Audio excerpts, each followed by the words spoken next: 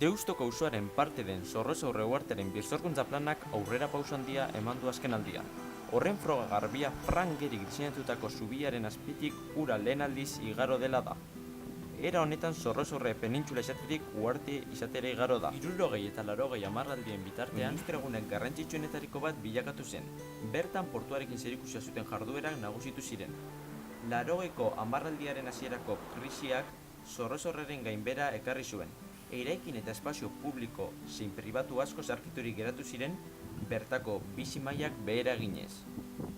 Egoera honen aurrean, 21. mendearen hasieran, Zorrozaurreko garapen urbanistikoa gauzatzeko komisio kudeatzailea sortu zen. Honek helburu jakin bat zuen, Zorrozaurre uhartearen birsorkuntza plana aurrera eramatea. 84 hektarea dituen eremuaren erdia baino gehiago erakunde publikoen esku dago, baina gainontzeko zatian dago arazo nagusia. Izan ere bertan bizi eta lan egiten zuten familia askok beraien etxe bizitzak eta lanpostuak utzi egin behar izan dituzte proiektu hau aurrera eramateko. Bilboko Manhattana bihurtu nahi dute Zorrozaurre uhartea.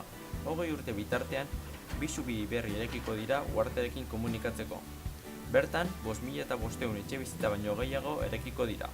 Garraio lotura nagusia tranbia izango da.